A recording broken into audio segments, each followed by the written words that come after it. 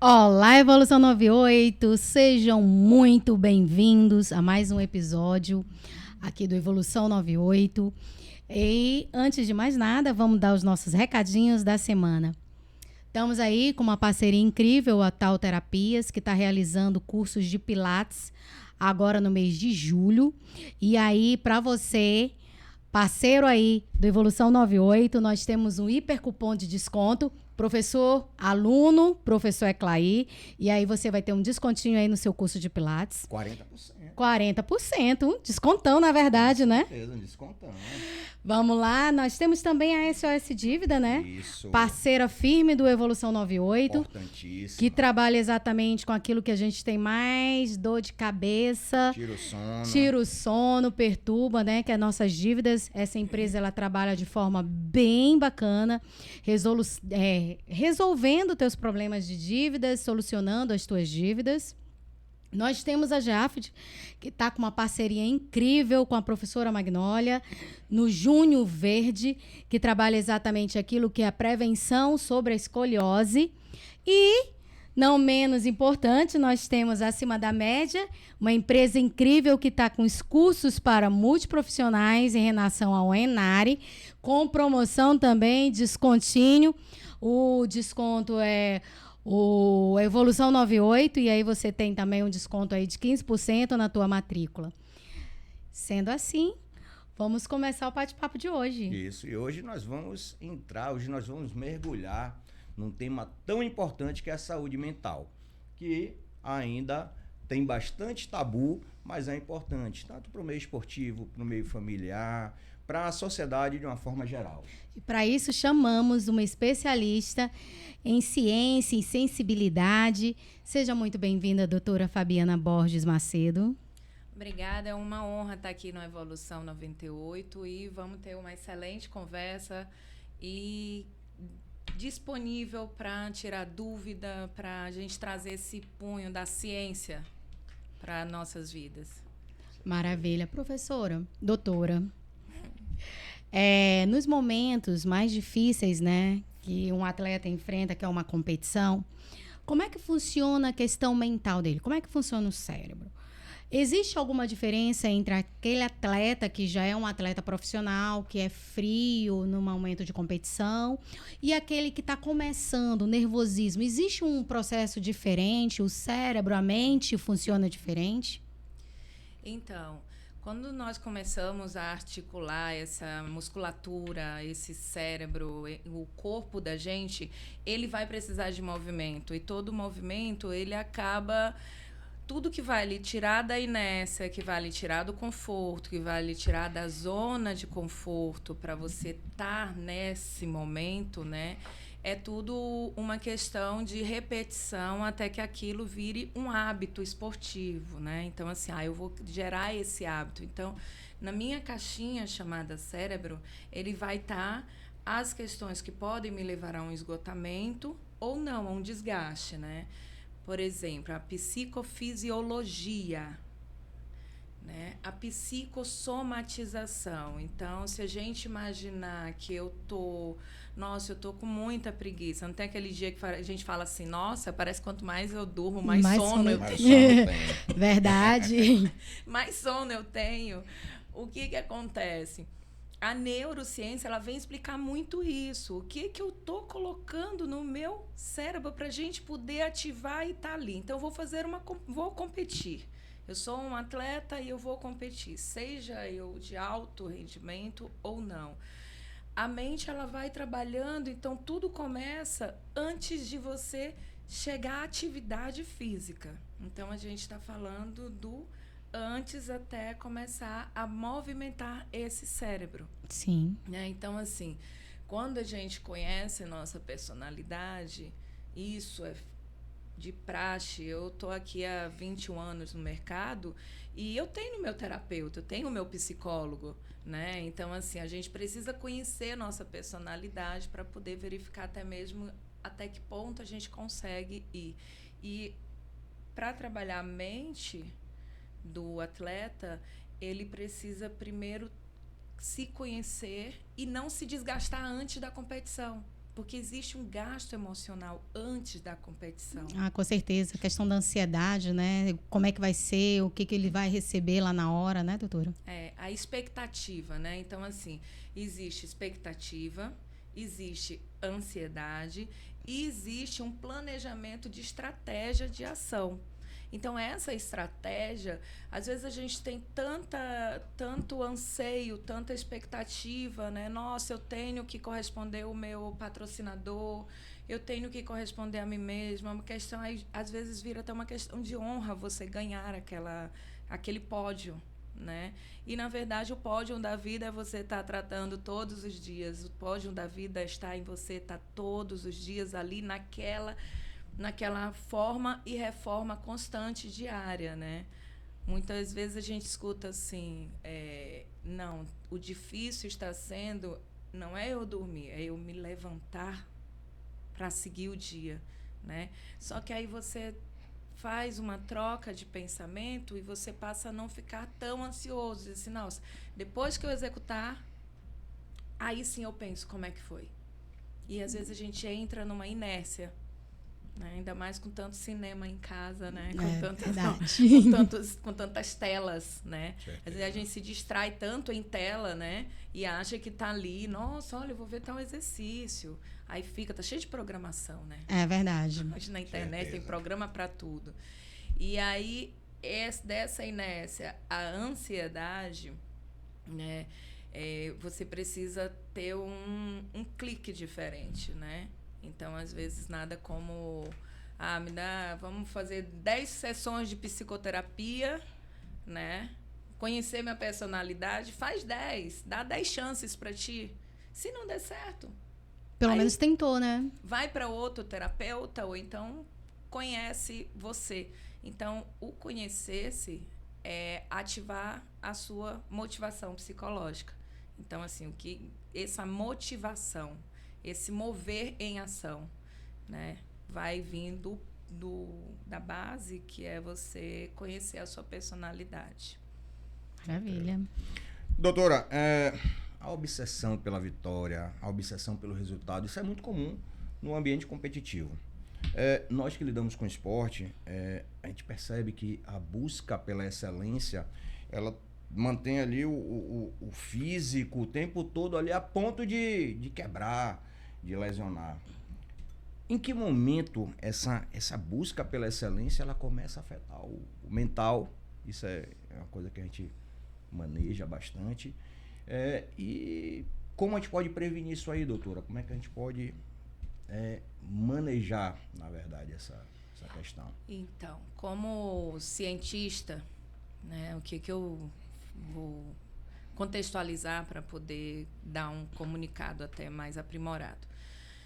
Como cientista, existem 2 formas de você se conhecer, né, na psicologia. Através da psicoterapia, que são conversações, né, ou através da psicometria, medir, aferir. Então, temos as avaliações psicológicas e neuropsicológicas.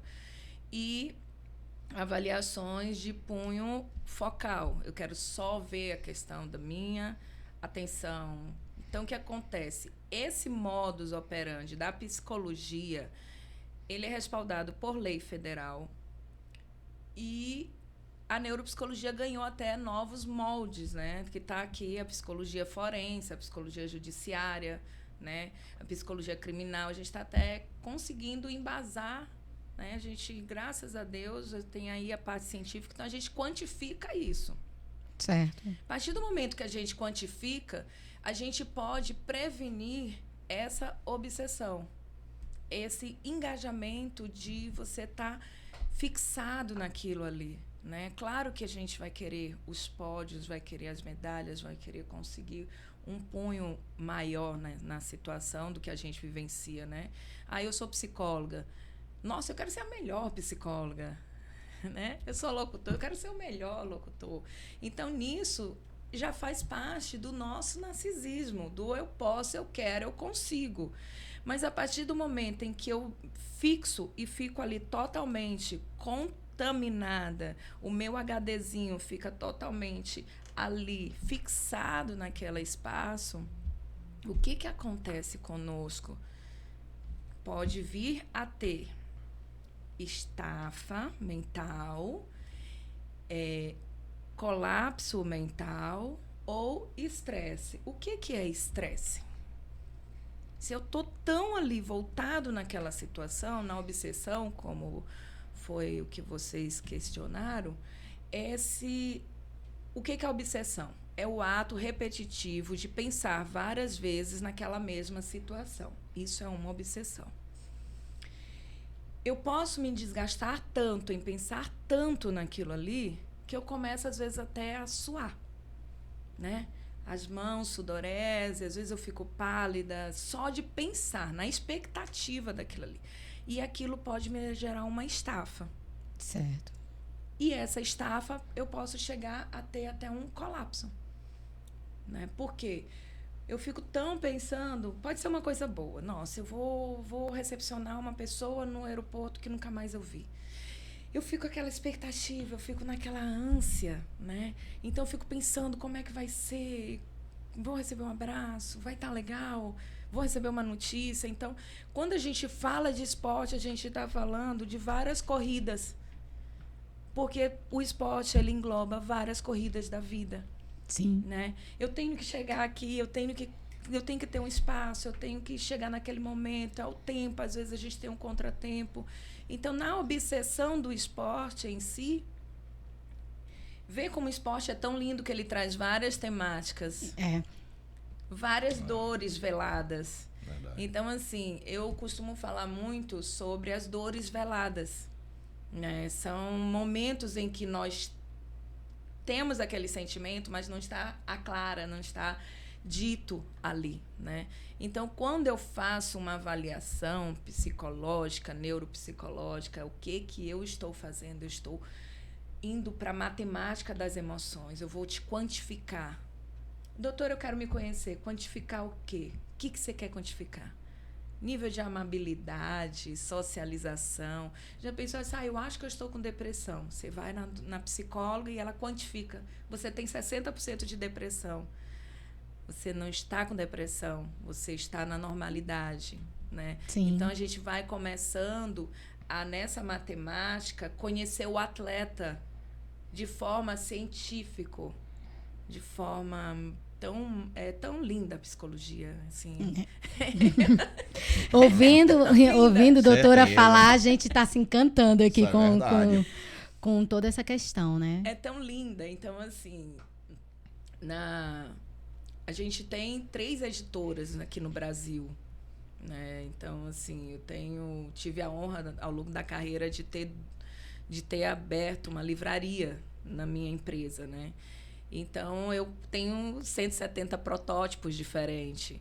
Sim, eu quero entender as minhas... O que você está perguntando são como é que a gente vai relacionar o que eu sinto com minhas funções executivas. Porque nós temos as funções cognitivas, as funções executivas, que aí vem entre o raciocínio, e aqui tem as emoções e os sentimentos. Quando eu fico na função cognitiva totalmente voltada para aquele escopo, para aquele ponto, só olha aquele ponto de luz, cadê os arredores? Porque por mais que tu penses que você tem que ganhar a competição, que você tem que ir ali, e você fica naquela questão toda, você tem os arredores, você tem sua vida familiar, você tem sua vida social, você tem sua vida comigo, eu quero parar.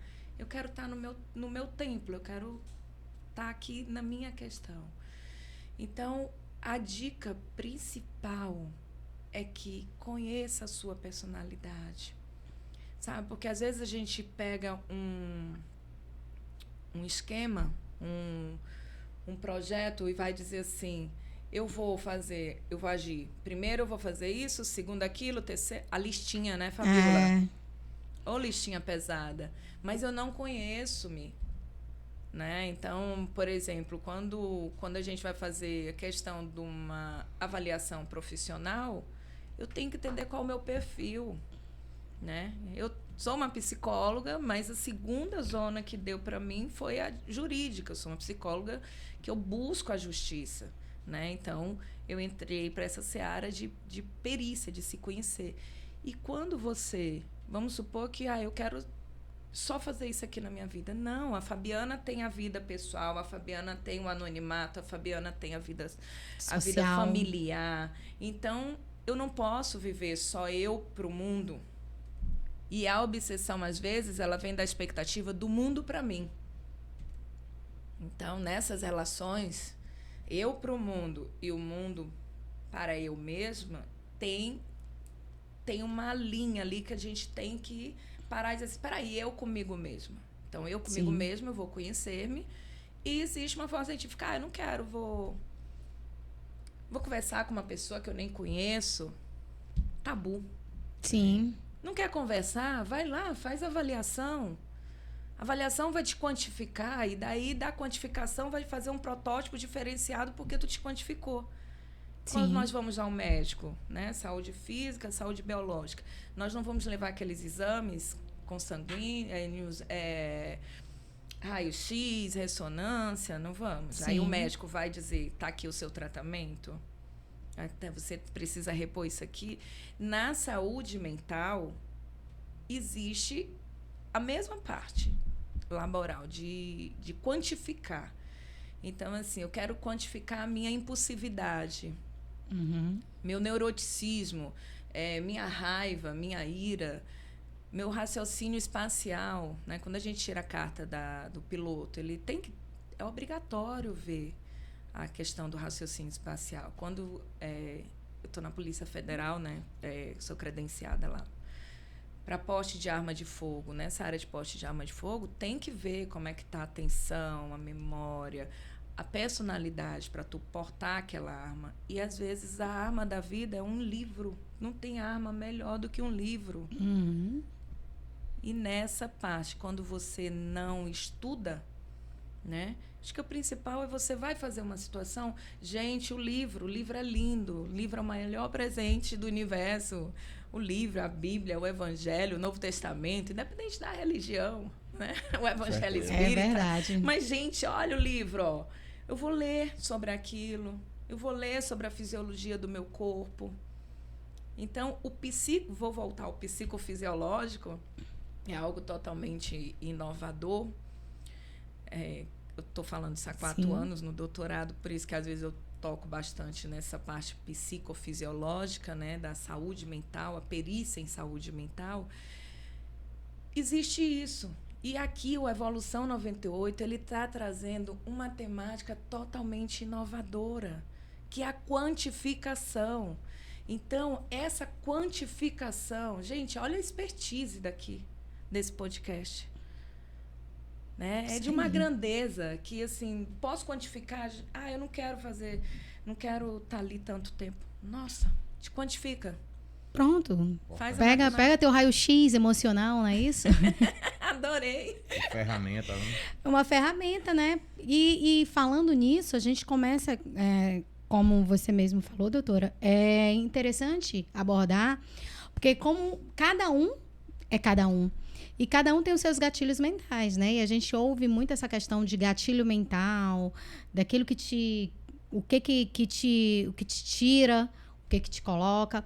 E assim, o que é de verdade um gatilho mental, principalmente para esse público que a gente está trabalhando hoje? O que pode ser? Do esporte. Também. Do todo. O que se fala muito em gatilho mental? Nós somos um ser humano dotado de várias funções, certo? Então, vamos pro primórdio, né? Os nossos órgãos do sentido, eles vão captar tudo, né? Aqui, o tato, o olfato, né? O olhar, tudo que a gente escuta, que a gente sente. Então, ali, tu tem no teu corpo mental várias situações, várias vivências, em que, vamos supor, nós vamos fazer um podcast de quando nós tínhamos 2 anos. Tu já sorri. Oh, meu Deus, 2 anos, que linda. Era carregada, eu estava crescendo. Eu nem imaginava que eu estava aqui agora, né? Sim. Aí eu vou agora fazer uma questão, eu vou mudar e vou dizer assim, eu falei assim, 19 de junho.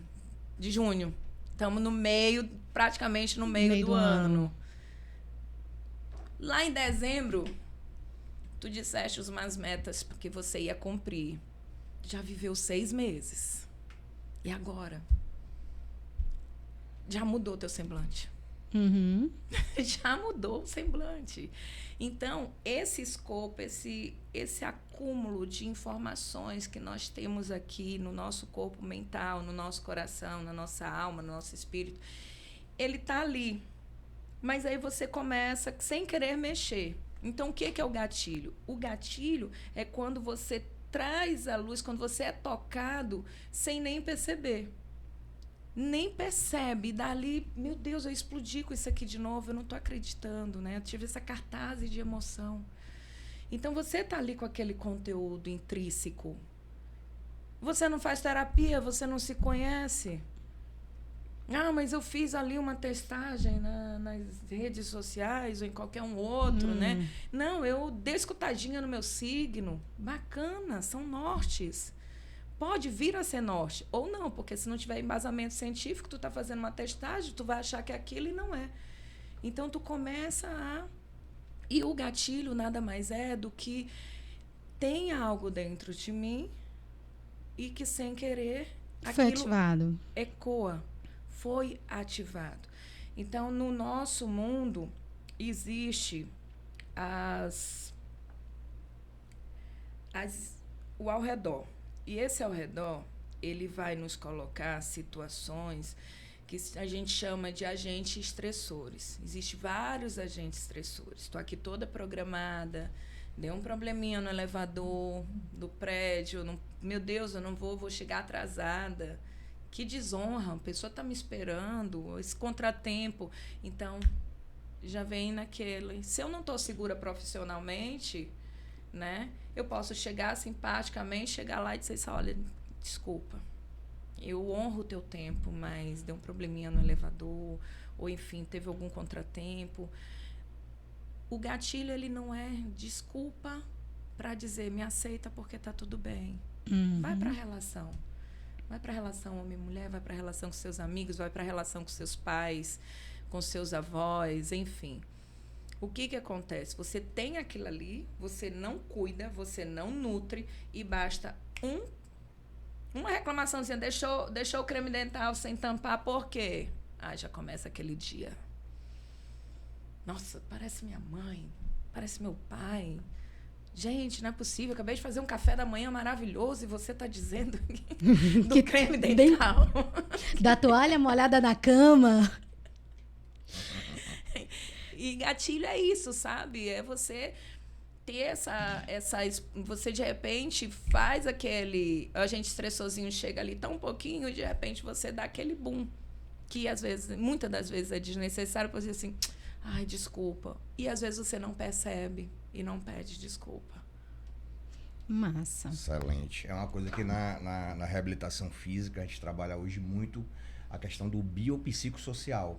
E principalmente quando se maneja a dor. Isso. E existe realmente isso a ciência nos traz à luz,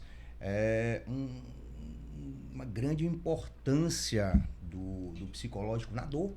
A dor realmente ela tem ela tem esse viés psicológico muito grande e é a dor física mesmo, não é só...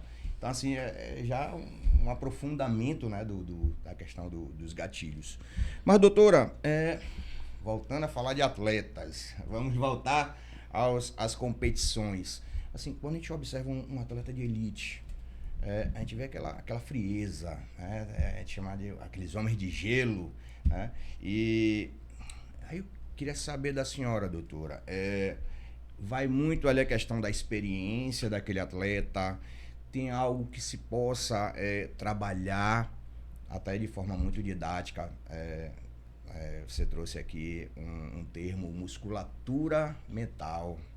Essa musculatura mental é trabalhada, ela é desenvolvida?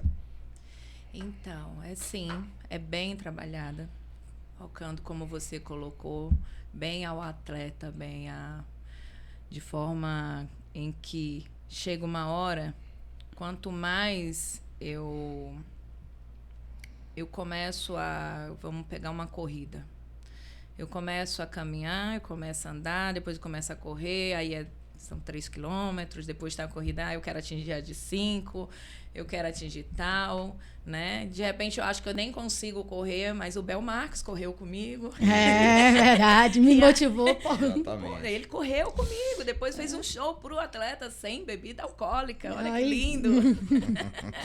Então, a gente vai trazendo a luz, fora que quando você faz exercício, você tá ali, a dopamina, a serotonina, tá toda ali, todas as questões que já estão te ativando, né? Então, o atleta de alto rendimento, ele vai cada vez mais entrar naquele foco e às vezes a pessoa fala assim, nossa, ele é um atleta gelo. Uhum. Não, ele está concentrando-se em si. Aquilo ali, muitas das vezes, é o grande resgate, é a grande situação. Nós estamos aqui, a gente vê, tem várias pessoas que acordam 4h30, 5 horas para fazer o esporte, né? As academias estão lotadas, né, bem cedinho. Então, o que acontece? Quando a gente traz essa repetição de tudo que você repete, uma hora torna hábito. Isso. Né? Vamos para o básico. Hoje, nós adultos, é raro sair sem escovarmos os dentes. Por quê? Porque aquilo virou um hábito. Você faz aquilo todo dia. O atleta, quando ele não faz ginástica, ele fica, que ele não vai para o treino, que ele não vai para a academia, ou até mesmo ao ar livre, ele se sente mal, acha que está faltando alguma coisa, porque naquele dia eu não fui fazer o meu treino.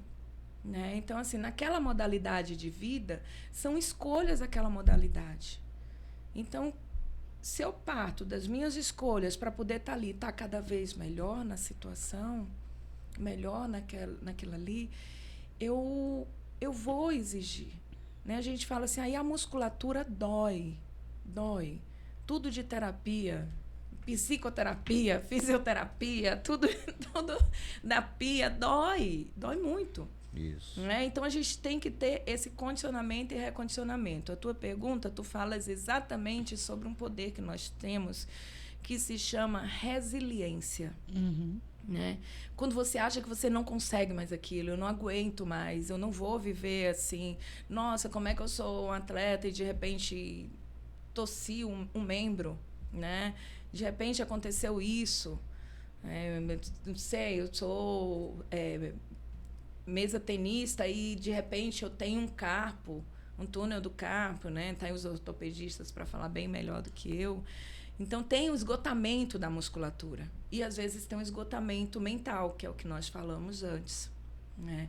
Então, o que acontece comigo? Eu preciso trabalhar a minha resiliência. Quando eu penso que eu não tenho mais força, e aí eu passo a vivenciar a eutonia, que é o que você está falando, e entrar mais na minha pulsão de morte. Tua pergunta fala sobre isso. Então, a gente tem a pulsão de vida e tem a pulsão de morte. E nisso a gente vai resgatar, né? A resiliência, no senso comum, fala assim, é o fênix que ressurgiu das cinzas, né? E todos os dias a gente tem. Lembra que a gente estava conversando e nós colocamos assim, que às vezes o difícil é levantar, não é dormir. Sim. É eu acordar para esse dia. Aí você vai trabalhar com 2 palavrinhas. Você vai trabalhar com missão, com propósito. Primeiro, na relação eu comigo mesma. Eu comigo mesma, como é que está a minha relação? Aí eu vou intrinsecamente verificar assim, ou Deus, ou anjo de luz, ou estrelinha que me guia. O que está dentro de mim? O que é o meu propósito? O que está aqui? Ecoando para eu ir ao mundo. Né? Então, assim, se eu sou um instrumento de Deus aqui na Terra, porque psicologia é missão. Sim. Psicologia é missão. Se tu achar que é uma profissão, sim, beleza. Mas você tem que ter a missão, o gosto. E aí, quando eu entro nesse... Eu fico enfadada, eu fico entediada, eu fico esgotada. Nossa, mas parece que eu vou e não consigo realizar. tal situação, né? Do que acontece. Poxa, às vezes tu te exige tanto na cabeça que tu tem que ganhar, que a musculatura se esgota. Então, nesse biopsicossocial, nesse psicofisiológico, eu esgoto a minha musculatura porque eu não respeito o meu corpo. Então, eu costumo falar que aqui é um grande oráculo. Não é uma barriguinha. Temos um grande oráculo. Aqui vai dizer tudo. Se você precisa colocar um pouquinho mais de água, que alimento, o que tu tem que eliminar, o que tu está sentindo, né? Então, assim, morro de raiva. Calma, olha a cirrose. Então, existe além do esgotamento da musculatura, existe também, as psicossomatizações. Psique é mente. Soma é o sinal mesmo de somar. E ação. Psicossomatização. Então, às vezes, o que eu penso, eu nem tô padecendo no físico, mas eu juro que está ali. Que na psicologia você pode chegar no estado de estupor, que é quando você enrijece mesmo e só mexe o olhinho, né? Ou você pode colocar tudo para fora, que chama cartase. Nesses esgotamentos, você vai sempre trabalhar o seu poder de resiliência. E essa resiliência vai surgir das cinzas e você vai estar ali. O que é lindo do esporte é que ele te traz para a vida mesmo, só que você também precisa se conhecer e ver ali. Porque, no esporte, o que tu fazes? Tu entra em conexão com o teu corpo, com tua mente. E assim, eu tenho uns crossfit, né? Eu não sei. Eu acho que eu não consigo. Doutora, você consegue. Você está dizendo que você consegue. Como é que você não consegue? Né? Então, assim, veja qual é o esporte, qual a modalidade que mais se assemelha com você. É como eu falo sempre, faz o experimento, te dá 10 chances. Vai 10 aulas do Pilates, vai 10 aulas do inglês, vão 10 aulas de tal situação. E aí você vai, né? Então, o que eu diria era, se dê um marco. Dá um marco. Faz um contratinho contigo, um acordo, né? Com certeza. Doutora, é algo também que você também estudou e estuda bastante. É que a gente nunca para de estudar, né? Somente nós que somos da academia. Você estuda bastante questão familiar, essa subjetividade familiar. Como essa dinâmica familiar pode influenciar, desde o comportamento do indivíduo até mesmo o rendimento dele esportivo lá na competição, no jogo, na quadra, seja onde for. Então, falar de alguns dados que nós temos cientificamente comprovados. O que acontece? Na vida intrafamiliar, existe existe uma subjetividade na qual a gente tem que apreciar e respeitar. Vamos supor que você é um pai atleta. Obrigada, amada. É um pai atleta, mas no dia da competição você tem uma fazenda familiar. Eu até dei uma bradicardiazinha. Mas é a sua competição. Você tá a vida inteira, você tá aqui aqueles meses todos para aquela competição, mas naquela competição, o pai atleta tem uma historinha na escola, tem uma apresentação do filho, né? Então, o que acontece? Acordos. Bora conversar.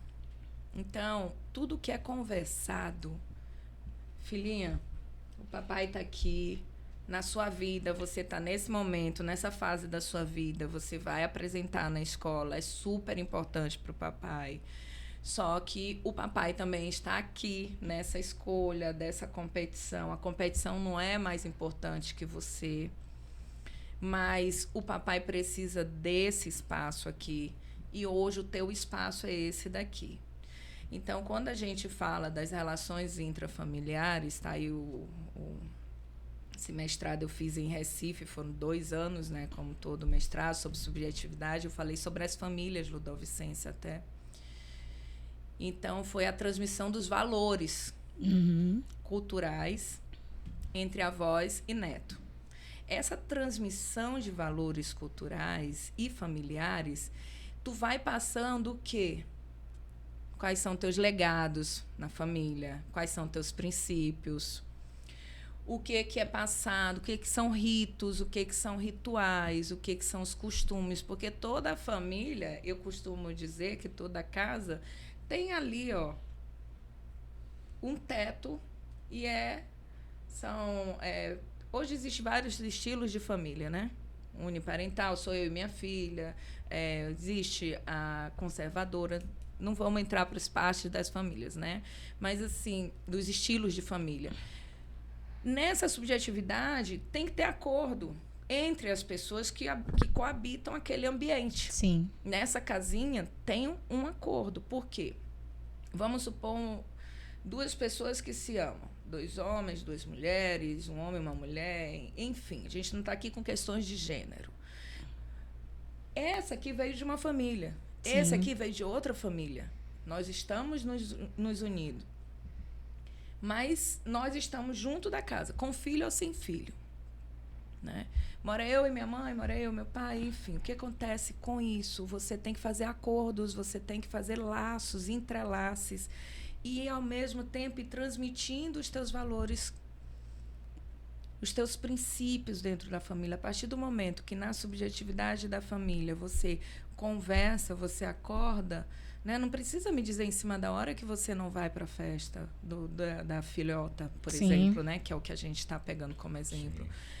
Vá trabalhando, vá conversando, porque você está ali no seu esporte, você está ali na sua atividade, e você precisa estar nesse escopo dizendo assim, eu não sou só pai na hora que eu não tô no meu esporte. Sim. Eu sou pai, inclusive, quando eu estou na minha malhação, quando eu estou no meu treino. Eu continuo sendo a sua mãe, eu continuo sendo o seu marido, eu continuo sendo sua esposa, eu continuo.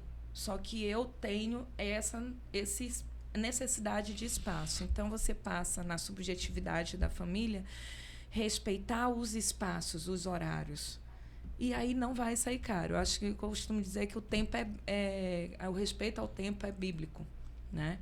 Sim, eu sou muito Caxias com horário e quando eu atraso, eu mesma me puno muito. Então, quando a gente tem princípio e valor, a gente transmite esse legado de forma natural. Flui naturalmente isso tudo. Doutora Fabi, uma das coisas que a gente acompanha muito, não sei se você sabe, nós temos filhos atletas e artistas, né? E que uma das coisas que a gente acompanha e que a gente observa muito é a questão da cobrança dos pais em relação ao melhor rendimento. A gente assistiu uma vez uns pais brigando com o filho porque o filho não teve o rendimento, que muitas vezes pode até ser uma frustração daquele pai de não ter conseguido um rendimento também naquela modalidade de esporte. Como que a família, nesse momento, ela pode prejudicar a saúde mental desse atleta? Como que a gente pode, enquanto família, se preocupar, se olhar, se analisar para que a gente não jogue essas nossas frustrações, esses nossos medos, essas nossas angústias num filho que talvez não queira nem estar naquele momento ali, mas está fazendo porque um pai quer que faça, porque foi um sonho que não alcançou. Como é que a gente pode, enquanto família, ajudar e não punir, não prejudicar a saúde mental desses nossos filhos, nossos atletas? Tudo na vida, a gente precisa separar o que é meu do que é do outro. Isso aqui é meu. não é seu. Então, o que acontece? Quando a gente se respeita o espaço, a reserva, eu preciso sempre ter a minha reserva emocional equilibrada. Por mais que eu queira que meu filho seja o prêmio, não. Eu acho que a gente vive num mundo muito competitivo em todas as esferas. É muita competição. E hoje o homem ele está competindo porque ele quer muito, e agora está vendo assim, poxa, uma vida simples é tão bacana. Sim. Né?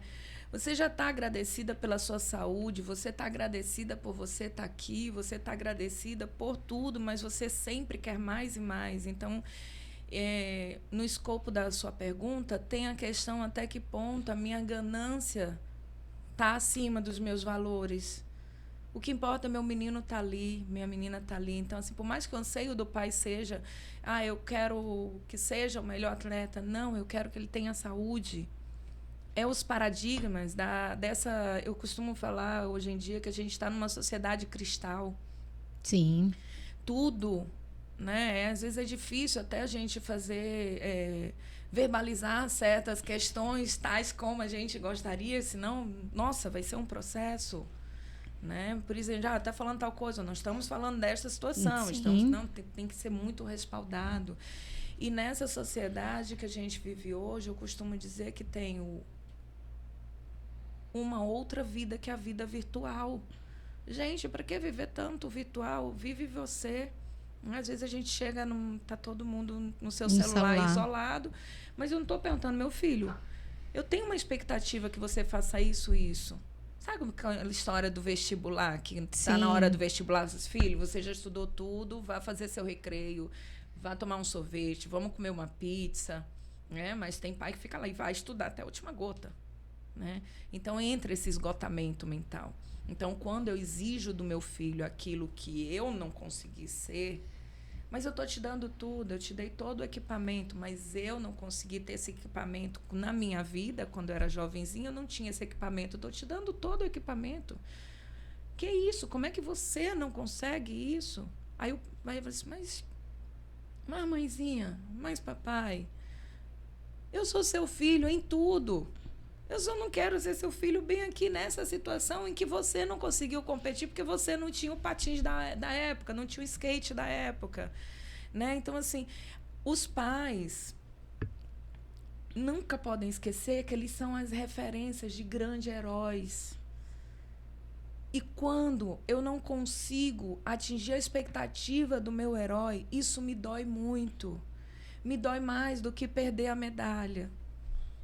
Porque a medalha se tornou uma obrigação. Sim. Né? O aplauso se tornou uma obrigação. Então, eu acho sempre que todos os pais têm que entender que na vida tem os 7 dons do Divino Espírito Santo, mas também tem os 7 pecados capitais. Então, cadê a religião?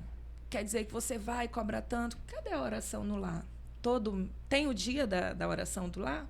Você senta, seja um salmo, seja uma Bíblia, seja um momento ali de família. Olha, aqui a gente vai sentar aqui toda segunda-feira. O meu é segunda-feira às 20 horas, né? Mas assim, só dando como exemplo. Sim. Reúne a família.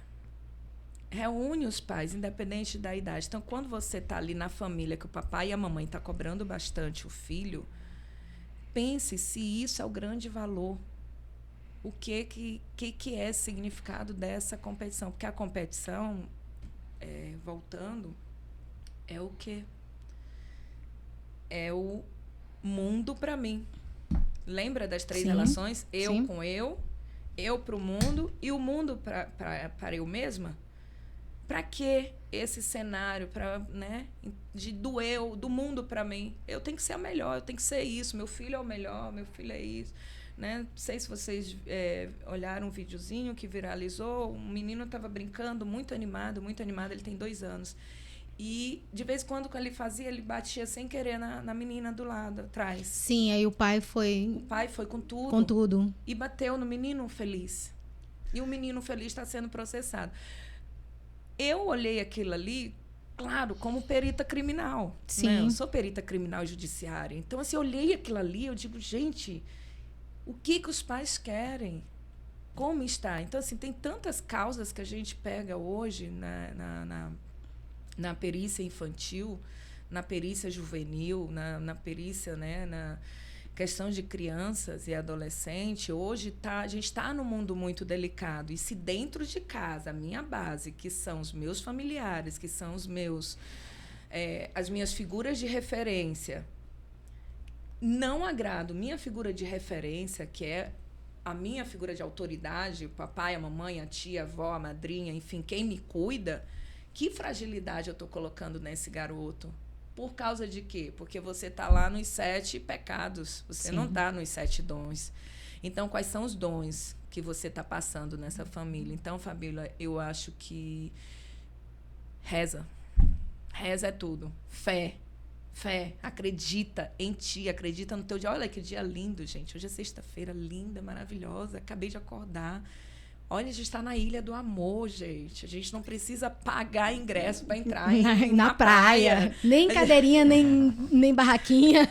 Nós estamos lá no São João, gente, a coisa mais linda, aquele reviver cheio de bandeirinha. E eu tô ali reclamando porque meu filho não pegou medalha.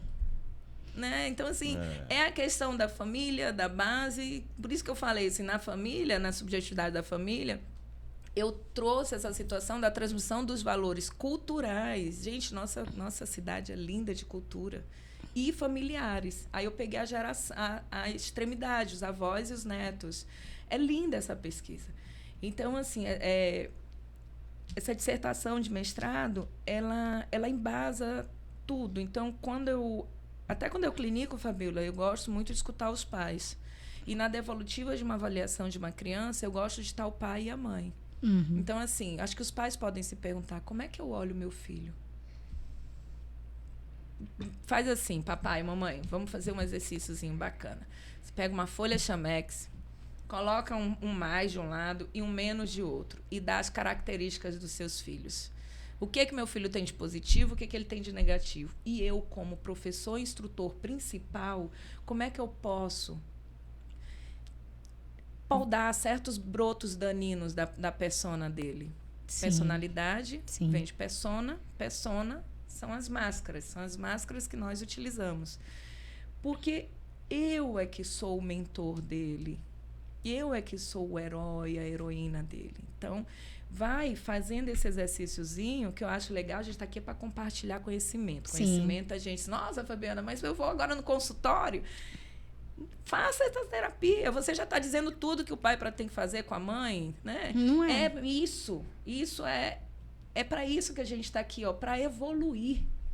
Evoluir. Então, assim, esse podcast da gente, a gente está trazendo...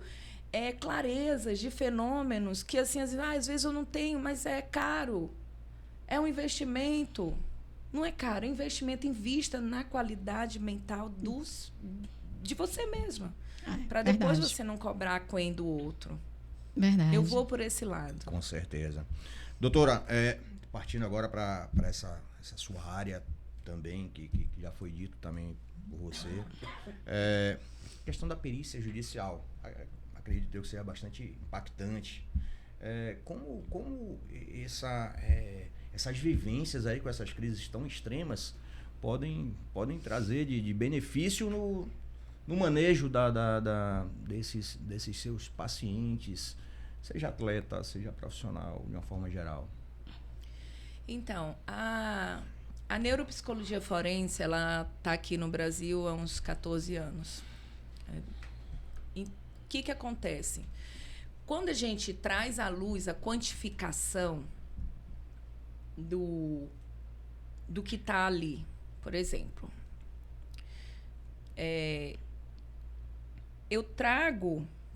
nós levamos como assistente técnico, existem 2 formas de ser perita. Ou você é ad hoc, nomeada pelo juiz, ou você é assistente técnica da parte.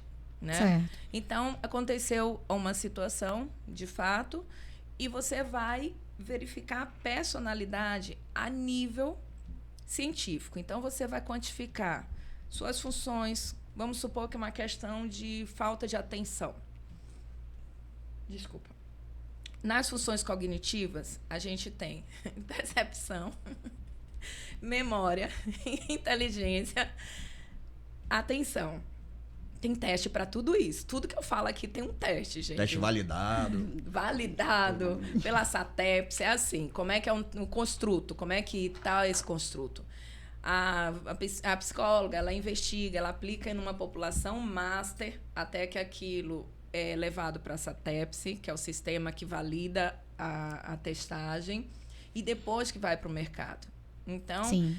quando a gente está fazendo uma perícia, nós estamos nesse embasamento científico e também é lei federal e científico. Quando a gente faz, eu desenvolvi um protótipo chamado Matemática das Emoções. Sim.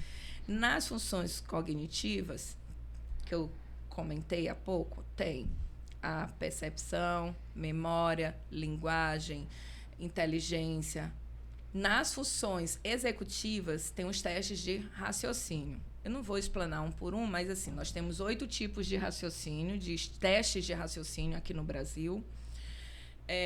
Nós temos 5 tipos de atenção. Sim. Então, a gente precisa verificar o que está acontecendo naquele cenário. E fora as funções da emoção e das emoções e dos sentimentos, que são 2 coisas bem diferentes.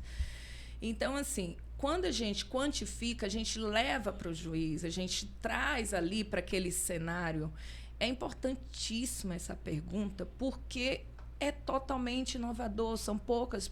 assim, no curso de psicologia, a gente tem o curso de avaliação psicológica, mas a seara judicial você leva ali. Hoje eu estou no Tribunal do Trabalho, eu credenciada, estou no Tribunal da Justiça, no TJMA, no TRT, sou da Polícia Federal há 20 anos e estou concluindo o doutorado em Portugal em perícia em saúde mental. Então, esse é o foco, né? Quando a gente traz à luz, assim, tem um teste que ele é lindo. Ele vê a questão se você está com depressão, desajustamento psicossocial, ansiedade e vulnerabilidade. Olha que lindo. Nossa, tu quantifica quanto vulnerável eu sou? Olha, gente, é algo assim, como? É muito legal. Então, quando eu leio os autos do processo, eu vou ali montar uma bateria do que precisa ser aquela defesa, do que você precisa se defender, né? Então, assim, às vezes a pessoa faz avaliação para comprovar que é normal, que não foi ele que cometeu aquele delito, que ele não tem a dinâmica de personalidade. E, através da dinâmica da personalidade, eu levo para o juiz, nós embasamos ali, claro, a situação que ele não cometeu aquele delito, que ele é normal, né? Quando também a gente vai verificar, às vezes, assim, olha, eu cometi o delito, mas eu tenho essa questão de saúde mental, essa faceta da personalidade. Então, nós temos várias facetas de personalidade. Então, quando tu quantifica isso, quando o advogado ele leva essa questão, quando o juiz tem a possibilidade de nomear e dizer que, olha, nomeia ali porque eu quero quantificar. Está dizendo que foi um impulso, que aconteceu outra coisa, porque pensa. É o que eu falo nas palestras que eu ministro, principalmente na área de advocacia. Os congressos que eu vou é tudo de advocacia criminal. Se você parar para pensar, todas as questões judiciárias, qual foi a base? Saúde mental. Foi algo que não deu ali na saúde mental, foi um impulso que você acabou empurrando e teve aquele óbito. Foi uma questão tua em que tu acabaste... não quero trazer termos mais densos para cá, nossa conversa leve de esporte, né? Mas, assim, imagine os crimes, né? Uhum. Vamos imaginar os mais né? Você quantifica aquilo e você vai dar à luz àquele processo, né? Então, além dessas funções cognitivas, tudo que tu falas, tem teste de amabilidade, tem teste de confiança. Quanto confiança tem em mim? O quê, Fabiana? Você quantifica a minha confiança?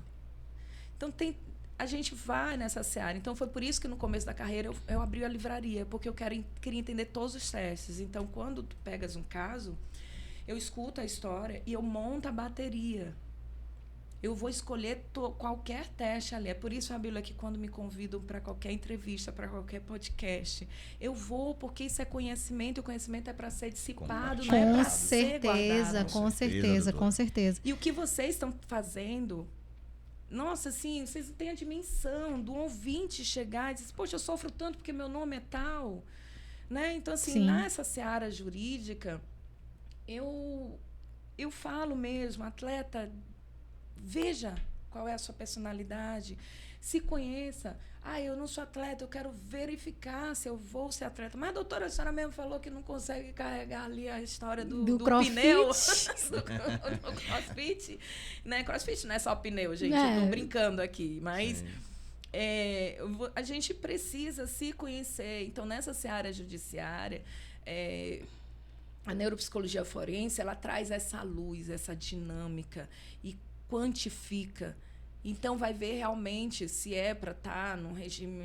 vai até poder julgar melhor, verificar se é para um regime fechado, regime aberto, semi-aberto, se é imputável. Eu ainda vou fazer. Deixa só eu concluir esse doutorado em Portugal, que eu vou fazer esse curso de Direito. Mas, indo aí para essa abordagem, né, doutora? Uma das questões, além da nossa mensagem já há um bom tempo, foi justamente isso, porque a gente vê muita violência no esporte. A gente vê alguns crimes até já cometidos por conta dessa questão das torcidas organizadas, a falta de respeito, de eu respeitar o time do outro. Teve uma situação, né, num jogo de sub-10, sub-11, por aí sub-12, um pai entrou num campo armado. Então, tem algumas coisas também que a gente observa no campo do esporte que faz com que a gente correlacione também esse estado da impulsividade, o estado emocional daquela pessoa naquele exato momento. Então, tudo isso ele é super válido. Conversar sobre isso, falar sobre isso é uma das nossas preocupações. Porque a gente vive num momento em que, se você desviou de um carro, aí vem uma pessoa... tem uma arma, você pode levar um tiro, você não pode, você está num ambiente, você está ali sobre tensões o tempo todo. Nesse momento de alta tensão, que a gente está todo o tempo exposto, como é que a gente pode observar essa dissociação do corpo e da mente? Como é que a gente pode trabalhar isso para que a gente possa ter uma qualidade de vida um pouco mais tranquila, não só tranquila, mas um pouco mais em paz, mais... emocionalmente mais segura? Bom, linda essa pergunta. Você está falando sobre o fanatismo, né? Sim. E sobre essa ânsia de que eu tenho a razão. Sim.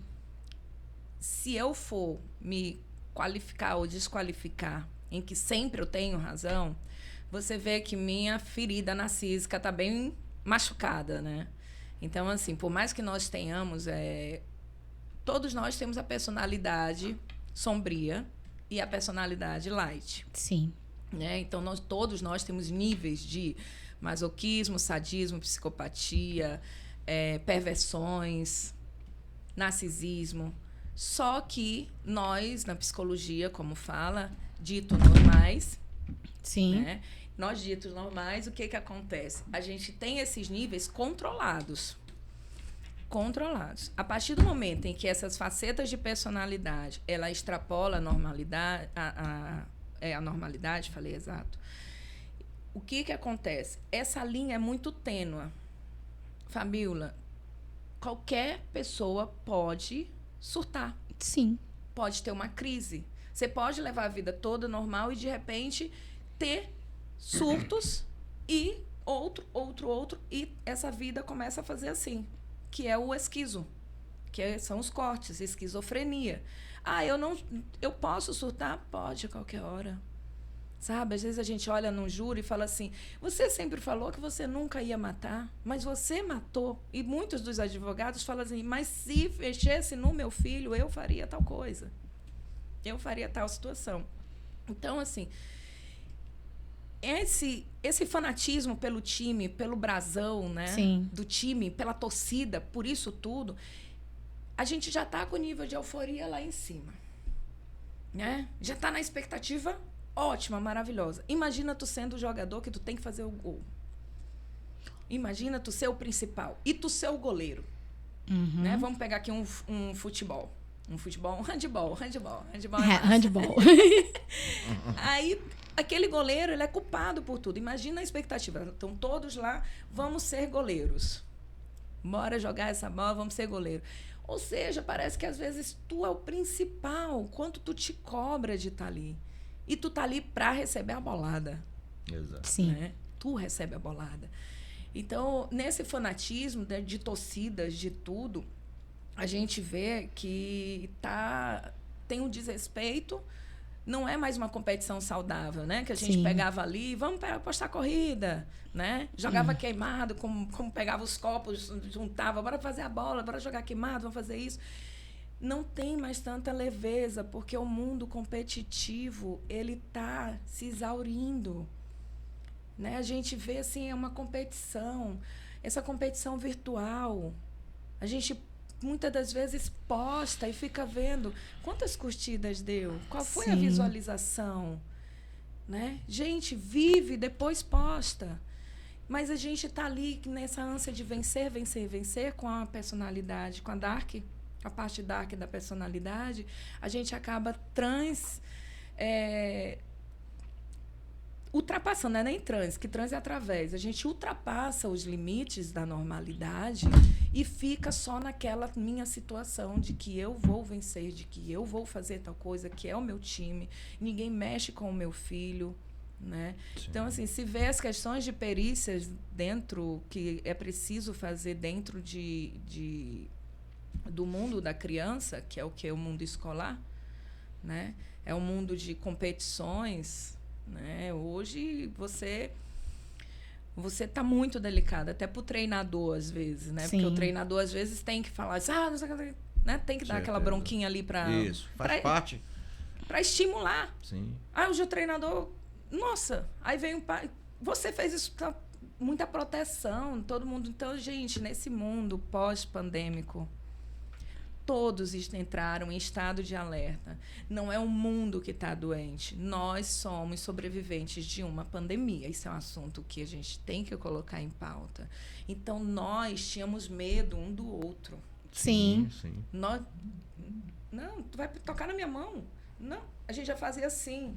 Aqui eu dei uma tossidinha. A gente já estava de máscara, já se afastava você, né? Ai, que linda! Quantas crianças ficaram sem um cafuné, sem dizer que tá linda, e ficamos... Então, assim, nesse mundo pós-pandêmico, aumentou o nível desse estado de alerta. E o estado de alerta agora... Então, a gente ficou 2 anos, entre aspas, né, no cárcere privado. O que acontece? Você sai, você quer viver tudo. Você quer tirar o atraso, você quer ser o melhor, você quer mostrar, né? Mas quando tu estava ali, naquela pandemia, você olhava para o seu closet e dizia, para que tanta roupa? Para que tanto sapato? Acabou a pandemia, o que é que fez?